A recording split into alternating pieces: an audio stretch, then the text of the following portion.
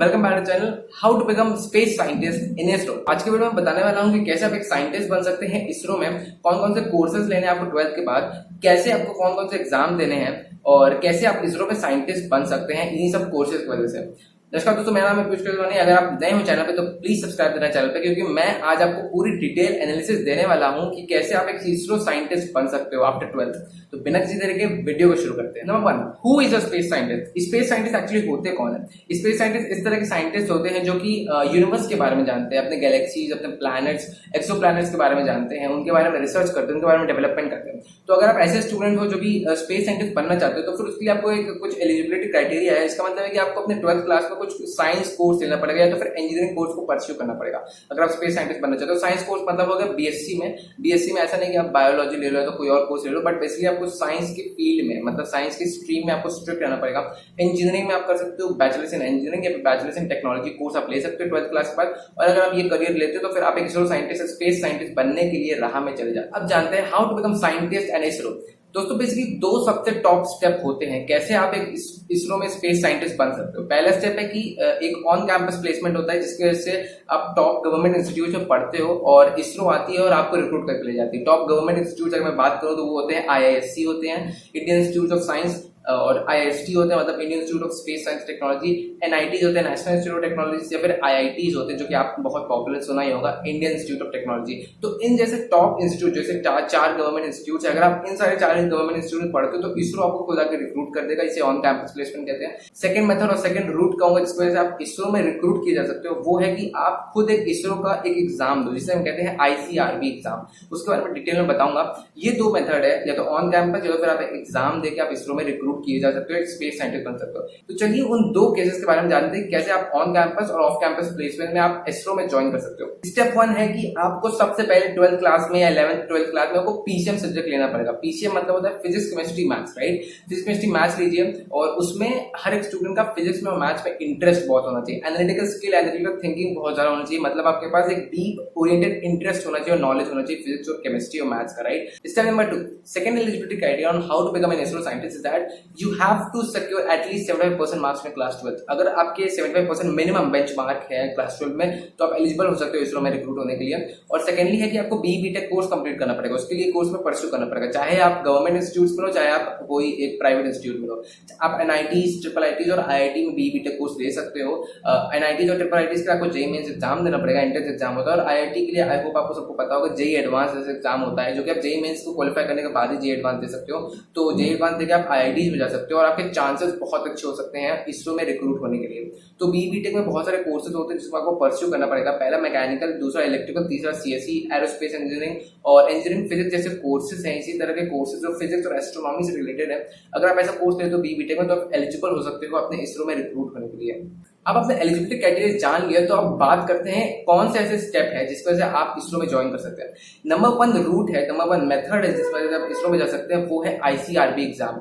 ICRB exam का full form है ISRO centralised recruitment board exam, जिसको देने से आप अपना जाके इसरो में डायरेक्टली आप जॉब सक्सेसफुली ऑर्गेनाइजेशन में ज्वाइन कर सकते हैं, राइट? डायरेक्टली आप उसमें ज्वाइन कर सकते हैं। तो ICRB एग्जाम के एलिजिबिलिटी क्राइटेरिया होते हैं जो कि आपको देने पड़ेंगे। फर्स्ट एलिजिबिलिटी क्राइटेरिया है कि आपको BTech कोर्स कंप्लीट करना पड़ेगा, मतलब आपके पास बैचलर्स इन इंजीनियरिंग और बैचलर्स इन टेक्नोलॉजी दोनों में से कोई एक डिग्री जरूर होनी चाहिए। 12th में मतलब PCM लेना पड़ेगा, आपको अच्छे मार्क्स करने पड़ेंगे। तो BTech कोर्स के लिए आप बहुत सारे कॉलेजेस में जा सकते हैं, JEE mains, JEE advance exam दे सकते हैं, या फिर कोई और लेवल का स्टेट लेवल का इंजीनियरिंग एग्जाम देके स्टेट लेवल कॉलेजेस में जाके आप इंजीनियरिंग का कोर्स ले सकते हैं। डिग्री लेने के बाद आपका जो डिग्री कोर्स है, मतलब जो ग्रेजुएशन में है, उसमें आपका 60% मिनिमम होना चाहिए या फिर 6.8 CGPA होना चाहिए, तब जाके आप ICRB एग्जाम दे सकते हैं। ये नॉन बैचलर्स वाले स्टूडेंट्स के लिए नहीं है। फिर उसके बाद चाहे तो आप मास्टर्स डिग्री के लिए भी जा सकते हैं, क्योंकि इसरो जो है ना वो ज्यादा प्रेफर करता है कि अगर आपने मास्टर्स डिग्री कंप्लीट की है तो फिर आपके लिए और ईजी हो जाता है एक एडमिशन लेना, मतलब इसमें ज्वाइन करना है इसरो को। लेकिन अगर आप मास्टर्स PhD डिग्री नहीं है तो फिर आप BTech डिग्री तब भी आप ICRB एग्जाम देने की अटेम्प्ट कर सकते हैं। सेकंड चीज बताना चाहता हूँ कि अगर आप अपना जो आईसीआरबी एग्जाम है उसको क्लियर कर लेते हो तो फिर शॉर्ट लिस्टेड जो कैंडिडेट्स होते हैं उनको रिटन टेस्ट और इंटरव्यू देना पड़ता है आईसीआरबी एग्जाम के बाद। तो आईसीआरबी एग्जाम के शॉर्ट लिस्टेड कैंडिडेट को रिटन टेस्ट और इंटरव्यू देने के बाद आप डायरेक्टली इसरो में रिक्रूट किए जा सकते हो। तो ये था पहला मेथड, पहला रूट था जिसकी वजह से आप इसरो में ज्वाइन कर सकते हो। सेकंड रूट जो कि बहुत ही फेमस रूट है, इसकी वजह से क्या होता है, इसरो खुद जाके टॉप गवर्नमेंट इंस्टीट्यूट में जाके आपको रिक्रूट कर सकता है। अगर आप आईआईएससी में पढ़ते हो, आईआईएसटी जैसे इंजीनियरिंग कॉलेज में पढ़ते हो, एनआईटी आईआईटी जैसे कॉलेजेस में पढ़ते हो, टॉप गवर्नमेंट इंस्टीट्यूट में पढ़ते हो, तो इसरो क्या करता है, खुद जाके टैलेंटेड बच्चों को रिक्रूट करता है। तो इसके लिए तो आपको अच्छे अच्छे एग्जाम देने पड़ेंगे, जैसे जेईई मेंस, जेईई एडवांस है, तो फिर आईआईएससीआर द्वारा जो एप्टीट्यूड टेस्ट कंडक्ट होता है वो आपको एग्जाम देने पड़ेंगे। इन जैसे टॉप गवर्नमेंट कॉलेजेस में आना पड़ेगा, Indian institute of science Bangalore जैसे कॉलेज में, या फिर Indian institute of space science and technology Thiruvananthapuram जैसे कॉलेज में आना पड़ेगा, आईआईटी कॉलेज में आना पड़ेगा, एनआईटी में जाना पड़ेगा। तब जाके आपके चांसेस बन सकते हैं कि इसरो आपको आके रिक्रूट करे और तब जाके आप इसरो भी ज्वाइन कर सकते हो। तो ये दो सबसे बेस्ट सूटेड कोर्स थे, बेसिकली रूट और मेथड थे जिसकी वजह से आप इसरो में रिक्रूट कर सकते हो।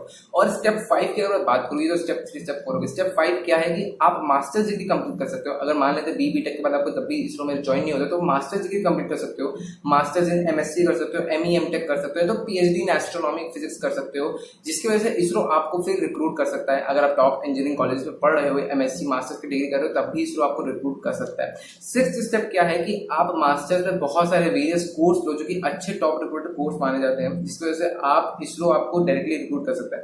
वो सारे कोर्स है जैसे कि MTech in geophysics, MTech in geoinformatics, MTech in instrumentation, applied mathematics etcetera, PhD astronomy, PhD physics, इस तरह जैसे कोर्स होते हैं पीएचडी और मास्टर्स के जो कि आप परस्यू कर सकते हो ताकि इसरो आपको रिक्रूट कर सके डायरेक्टली। अब बात करते हैं दोस्तों courses that you can take after your class 12, मतलब स्पेस साइंस के कौन कौन से अच्छे कोर्स है जो आप क्लास 12 के बाद ले सकते हो in both bachelors in mechanical and in both bachelors in masters course में। नंबर 1 है BTech in aerospace, BTech in avionics, BTech plus MTech integrated course, BSc physics, MSc physics, PhD physics, BTech in engineering physics, MS in solid state physics, astronomy, MTech in optical engineering, MTech in electronics, electrical and mechanical engineering, computer science engineering ले सकते हो MTech में, PhD in aerospace engineering कर सकते हो, PhD in astronomy कर सकते हो, BTech plus MTech in engineering, mechanical, electrical and CS मतलब कंप्यूटर साइंस इंजीनियरिंग जैसे कोर्स कर सकते हो।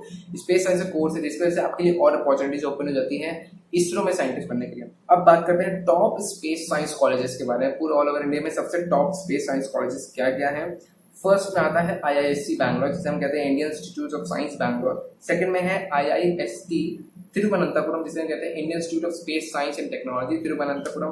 थर्ड में आता है आईआईटी बॉम्बे, फोर्थ में आईआईटी कानपुर, फिफ्थ में आईआईटी मद्रास, सिक्स में आईआईटी खड़गपुर। इस तरह के टॉप साइंस इंजीनियरिंग कॉलेज जिसमें इसरो आके आपको रिक्रूट कर सकता है, मतलब IST, ISC and IITs and triple ITs और एनआईटी जैसे कॉलेजेस में आके इसरो आपको रिक्रूट कर सकता है। उसके अलावा कोई और कॉलेज में इसरो रिक्रूट नहीं करते हैं, तो इसलिए आपको आईसीआरबी एग्जाम देना पड़ेगा, ISRO centralised recruitment board exam देना पड़ेगा।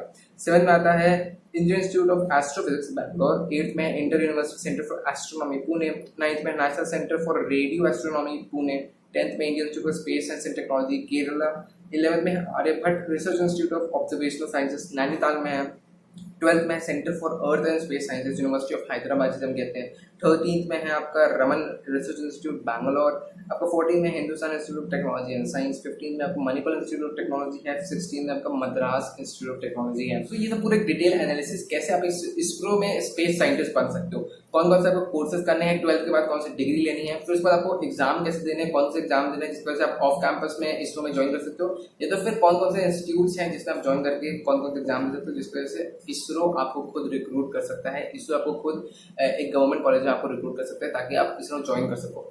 आई होप दोस्तों कि आपको ये वीडियो काफी अच्छी लगी होगी। अगर वीडियो अच्छी लगी तो please like share subscribe my channel. मैं इस तरह की वीडियो और लाता रहूंगा। मिलते हैं नेक्स्ट टाइम, तब तक के लिए बाय, टेक केयर।